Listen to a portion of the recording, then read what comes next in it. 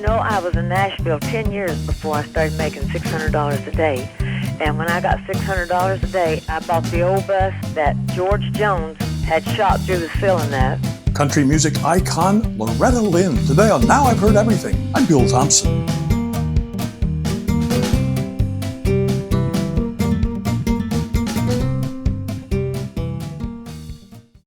Most of the interviews that I did over my 30-year interviewing career were centered on obtaining information from the person I was interviewing. An interesting story, perhaps, an anecdote, maybe a story about the movie they were in, the TV show they starred in, the presidential race they were part of. But sometimes, on rare occasions, all I wanted to do was just listen, just go wherever the conversation took us, just have fun. And one of the funnest 10 minutes of my interviewing life came in the fall of 2002 when I got the chance to speak for a few minutes on the phone with the incredible Loretta Lynn. She had just published her second autobiography, a book called Still Woman Enough. And let me tell you, when they offered me 10 minutes to speak with Loretta Lynn, I grabbed that because 10 minutes with Loretta Lynn has got to be fun. And trust me, what you're about to hear is fun. In just a moment, my conversation. We're about to take a step back and listen to an iconic voice from our recent past. It's one of over 10,000 interviews noted radio personality Bill Thompson did over a 30-year span. We think you'll enjoy it.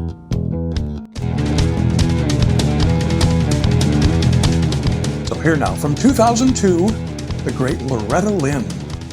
It truly is an honor and a privilege to speak with you. I appreciate your time. Hey, don't you say nothing like that. I appreciate you talking to me. All right, well, listen, I know your time is very tight, so we'll get you right in and out here. As you know, we're on tape. It's not live. My only problem is cooking. Oh, Lord. Well, being on tape, if anything goes wrong, we can start, we can blame it on you. You can start, you can cough or sneeze or whatever you need to do. So, anyway, are you all set? I'm all set. Just so that I have it on the record, your name, the name of the new book, and the name of your publisher. I'm the other woman. This is Loretta, and I've got a brand new book called Still Woman Enough, and it's been in and out of the best-selling list now ever since it's been out. Oh, I'm not surprised at all. Isn't that great? I didn't even think about it, and they called me like the first week it was out and said, you're in the best-selling. I said, you're kidding. Well, it has occurred to me. I mean, Coal Miner's Daughter is a classic. I mean, people study this book in class. What more did you want to bring to a second book? Well, I didn't really say a lot in the first book. I had only went till where I'd started singing, and really I hadn't. Like I said, Doolittle told me, say, now to tell the truth, but he never would let me tell much. You tell the truth, but what can you tell? You had to be very careful. But I think it was, to me, there was a lot of stuff about me and our hard times and good times that we didn't even get in the book. And I didn't do it because one of the girls, because she was kind of a daddy's girl, even though she hardly ever seen him. But I did not put a lot in there. But I've got enough for a daggone volume if you want to know about it. Oh, and the best news is they called me yesterday and said they're talking about a movie. Oh, really? Yeah, and they said, I think Sissy's probably called and wanted to do it. And I said, well, I knew she'd been hanging around. She wrote me a letter last week and said, I'm reading the book. Okay, now a word of advice, if I may. This time, talk to her before you go on the Tonight Show and say that she's going to do it. I shouldn't I? Oh, well, let me tell you something about the Tonight Show. It kind of made me mad because Jay Leno, or however you want. I never say names right, but that's what Gregory Peck laughed about. I didn't say his name right, and I didn't say Idaho right, so he said it's Idaho, and then he tried to tell me how his name was, and I said, don't tell me how to talk. Everybody has done that, and it ain't helped. But anyway, I got a call yesterday, and they are talking about a movie, and they said, and I think that there's so much more that you can add to this, and they know a lot much more, because the Brokaws have been with me since '68. Wow. So since I've been to Nashville, they know the hard luck stuff that I went through. I ate a hamburger a day and worked 10 10 years and had a number one record right after the other. Back then, you could have a number one record and work for $50 a day. Now, when they get a number one record, they want $100,000 a day. Yeah. They're breaking up the promoters. Is what they're doing. Yeah. This is a very different business than you got into. I know, but I turn them away everywhere I go. If I have 2 shows, I turn them away. So I quit the 2 shows because it was just getting too much, And I took the girls out with me, the Lynn's, and they really do a good job. And they're with me on the road, and so I turn them loose out there and let them help me when we have 90-minute shows. Gee. Now you do say in this book that there were places where it was a little bit easier to be a little bit more frank now. I mean, bless his heart, Dew is gone, and it's maybe a little bit easier to say things that you couldn't say before. That's right. And I didn't say hardly anything. I mean, it did bother Sissy a lot, but she don't remember a lot of the things that went on when she was small. I think she does, but she don't want, because she was 9 years old when we come to Nashville. And, man, we had it rough in Nashville for 10 years, But and see, this is what fascinates me, is people think as soon as you have a couple of number one hit records, then life is just, the streets are paved with gold and your life is just a fairy tale. It ain't that easy, is it? I was in Nashville 10 years before I started making $600 a day. And when I got $600 a day, I bought the old bus that George Jones had shot through the ceiling of. He was shooting at his driver. He missed him. But that old bus leaked every time it rains? And I bought it from Tom T. Hall because Tom T. Hall had bought it from George. So I give $6,000 for it. But, back then that was a lot of money. Oh, yeah. I think I paid down on it and then paid payments on it. Like I said, I was still making $50. And, $75. I remember when it got up to $75 a night. And Texas just sent me from one little club to the other. They fed my kids. And Louisiana and different places would just send me to one little club to the other. Gee. do you miss those days, or is that just a bygone era? No, they were the good days because I could get down every 10 minutes and sit with the people and talk to the people, And, and it just, to me, I was closer to the people, and that was how I knew about the pill. That's, yes. I never took the pill, and I think I had the kids to show it. But that song was so characteristic of everything that you've done your whole career, which is, if there's something you're going to talk about, you're going to write a song, you're going to talk or sing about it. That's right. And that's what I do, And they had me at the Smithsonian, I don't even know what kind of place that was, but we had that place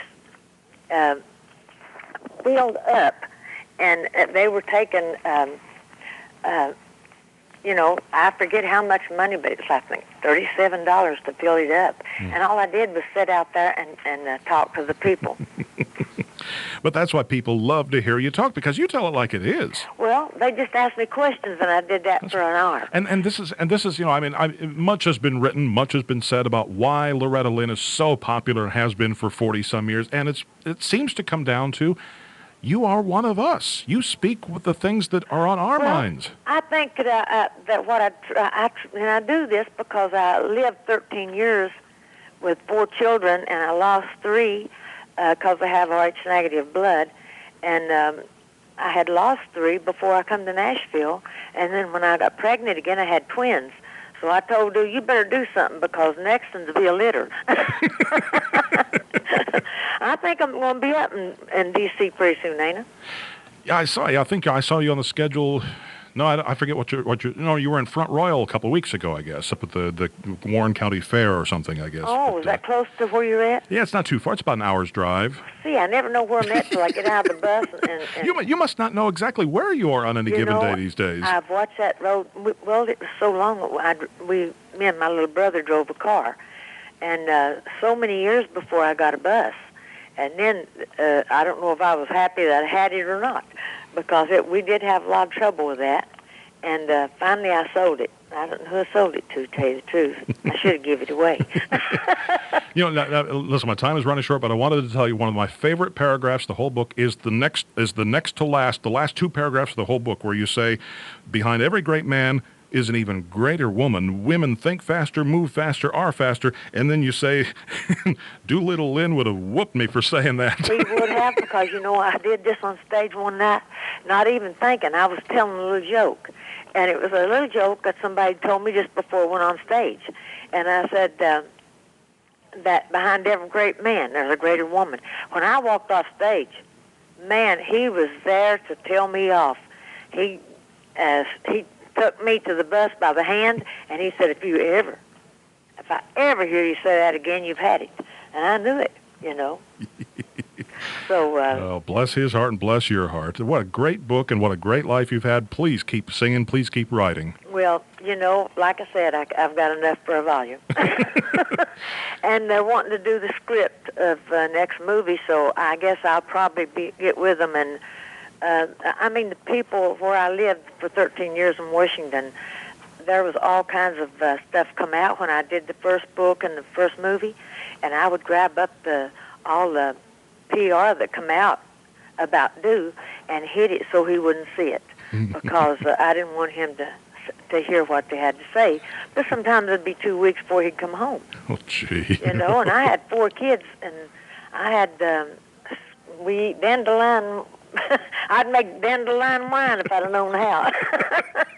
But we eat dandelions for 2 weeks one time. Oh, man. Oh, you got to write another book. I want to hear more of these stories. Well, I got a lot of them. Oh, after the book was written, I started reading. I said, I didn't get this in there. I didn't get that in there. So, I got enough for another book. Yeah, bless your heart. I'll be looking for that. Well, listen, I don't mean to keep you. I know you got other things to do. That's okay, honey. Thank you so much for your time. I really thank you, appreciate Bill. it. I'll see you soon, All right, okay? thanks. Bye-bye. Bye-bye. Loretta Lynn died in 2022. She was 90. Now you can get your copy of Still Woman Enough by Loretta Lynn by tapping the link in our show notes, by clicking the link in the description below if you're watching this on YouTube, or by going to our website, heardeverything.com. We may earn an Amazon commission if you make a purchase. Heardeverything.com is where you can also hear my 1994 interviews with 2 other country music legends in their own right. The great Reba McEntire. People say, well, once you have a number 1 record, boy, it's easy. That's when the work begins. It was the hard part. It was the hard part getting another number 1 record. I didn't think I was ever going to get another one. And the absolutely legendary Dolly Parton. I've been at it a long time, and I've left myself wide open for anything that people want to say about me. It's not like that I haven't flaunted most of the stuff they talk about, and it's not like I don't say most of the stuff they say. And of course, we post new episodes of Now I've Heard Everything every Monday, Wednesday, and Friday, and you can find us everywhere you find podcasts. And thank you so much for listening. Next time on Now I've Heard Everything. For 27 years, we never saw him on camera, but we heard his voice. Kind of. We'll revisit my interview with Kevin Clash, the voice of Elmo. With all of us, we try to find some type of catch phrase or something that makes us get into character. And I guess the laugh that I came up with Elmo is the one that clicks and connects with me, but also connects with everybody else. That's next time on Now I've Heard Everything. I'm Bill Thompson.